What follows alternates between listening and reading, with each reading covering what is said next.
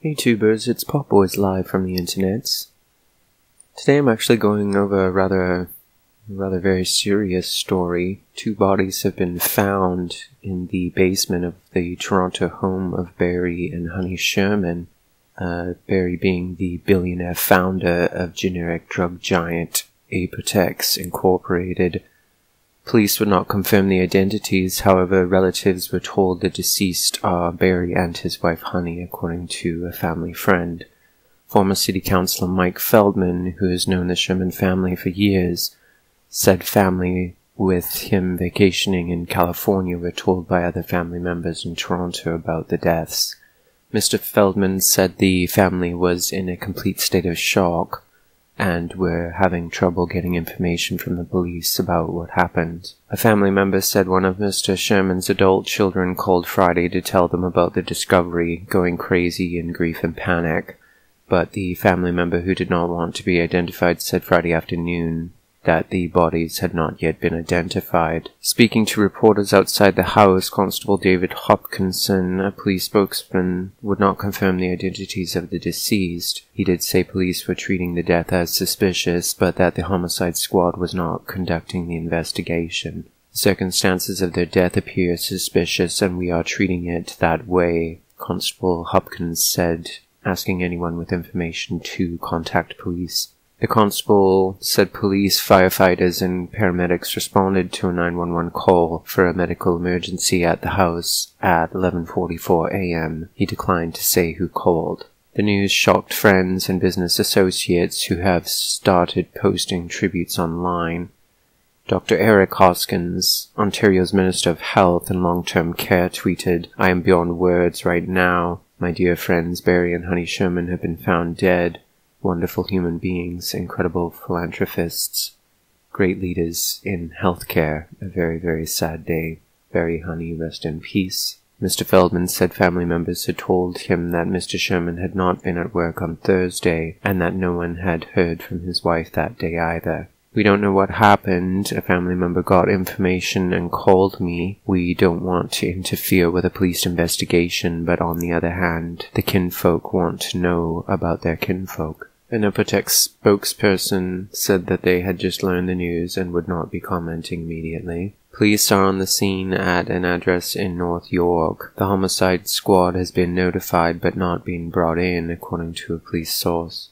Firefighters were called to the address at 11:44 along with police and paramedics, said Toronto Fire Captain David Eckerman. First responders found 2 bodies at the scene. According to one neighbor, a fire truck first appeared at the scene around 1:30 p.m., followed shortly thereafter by a police cruiser and a van from the Forensic Identification Services. Officers taped off the home and offered little explanation to local residents. Sarah Alvey lives with her family across the road from the Sherman home and has known the couple for 4 years. She said she last saw them 2 weeks ago when they had an open house, and could not imagine anything like this happening to the pair she described as the best neighbors and the pride of the neighborhood. "It's heartbreaking and it's shocking," Miss Alvey said. "Knowing who they were, it wouldn't come to your mind at all. It's so sad that right at that moment they've listed the house. They're trying to move on and something like this happens." The couple's mansion on Old Colony Road went for sale for $6.9 million this month. Mr. Sherman's net worth was recently estimated to be $4.77 billion by Canadian Business, an online magazine, making him the 15th richest person in Canada.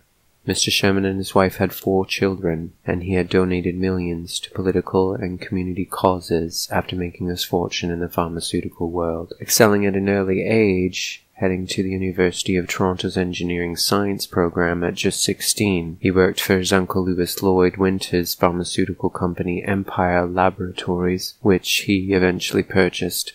He sold the company and purchased Apotex, starting with bare-bones staff in a 5,000 square foot warehouse. He initially lost so much money that his wife urged him to close his business before he lost everything. Then came his big break. In 1980, he was first to market with a generic version of the blood pressure drug propranolol. This raised Apotex's profile, and the company grew to become one of the world's largest pharmaceutical companies.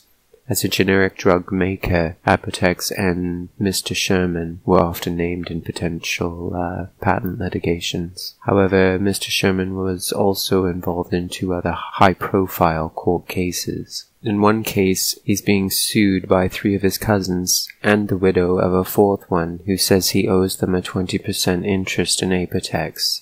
The cousins are children of Mr. Sherman's uncle, Lewis Winter, who ran the Empire pharmaceutical companies. Mr. Sherman acquired Empire after Mr. Winter's death, and the cousins say he failed to honor an option agreement as part of the sale. In September, Ontario Supreme Court Justice Kenneth Hood ruled in Mr. Sherman's favor in a summary judgment. However, the cousins have filed a notice of appeal. At the same time, Mr. Sherman asked the federal court to shut down an investigation into fundraising activities that he helped organize for Justin Trudeau's Liberals. The probe by Karen Shepard, a federal commissioner of lobbying, was launched following complaints about 2 events. One was a $15 per head private dinner with Mr. Trudeau that Sherman hosted on August 26, 2015. The other was a November 7, 2016 fundraiser featuring Finance Minister Bill Morneau, for which Mr. Sherman was selling tickets for $500 apiece. At the time of the August 2015 dinner, Mr. Sherman was registered as an in-house lobbyist for Apotex, and the Prime Minister's office was listed as being among the federal government institutions the company intended to lobby. The Lobbyist's Code of Conduct states that lobbyists may not place public office holders in situations that create a conflict of interest. Mr. Sherman had also recently made an investment in Canada's tallest planned condo tower, the One Bloor West at Yonge and Bloor Streets in downtown Toronto, with one of his companies identified as part of a partnership that is lending money to the project. So this is a really serious situation. It actually kind of reminds me of that old movie with Harrison Ford. It's called The Fugitive. Also involved a pharmaceutical company. So this definitely isn't something that you hear every day, particularly in Canada. A billionaire founder of a pharmaceutical company and his wife being found dead in their home. As well as ongoing legal situations. So let me know what you guys think of this conspiracy. Like the video if you like, subscribe to the channel, and thanks for watching. We'll talk to you next time.